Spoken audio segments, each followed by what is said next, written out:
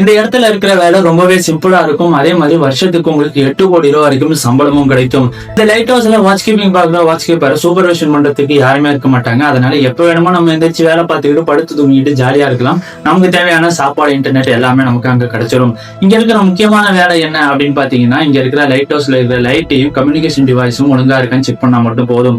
இதை தவிர்த்து மத்த நேரங்கள்ல நம்ம ஃபிஷிங் பண்ணலாம், ஜாலியா விளையாடலாம், சன்செட் சன்ரைஸை பார்த்து என்ஜாய் பண்ணலாம். கேட்கறதுக்கு இவ்வளவு ஈஸியா இருந்தாலும் இந்த வேலைக்கு அப்ளை பண்ண யாருமே முன் வர மாட்டாங்க. ஐரோப்பிய நாட்டுல இருக்கிற கடற்கரையில் அமைஞ்சிருக்கிற லா ஜுமெண்ட் அப்படிங்கிற இந்த லைட் ஹவுஸ்ல தான் இந்த மாதிரியான வேலை இருக்கு.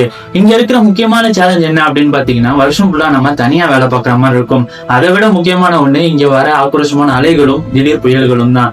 187 அடி உயரம் இருக்கிற இந்த லைட் ஹவுஸ்க்கு கிட்டத்தட்ட 100 அடி வரைக்கும் அலை வந்து அடிக்கும். இது வரைக்கும் இந்த இடத்துல எந்த ஒரு உயிரிழப்பும் ஏற்படல அப்படின்னாலுமே இந்த இடத்துக்கு வேலைக்கு போறதுக்கு யாரா இருந்தாலும் ஒரு செகண்ட் யோசிக்க தான் செய்வாங்க. ஒருவேளை இந்த வேகன்சி உங்க கைக்கு வந்துச்சுன்னா நீங்க என்ன பண்ணுவீங்க அப்படிங்கறத கீழே கமெண்ட் பாக்ஸ்ல சொல்லிட்டு போங்க.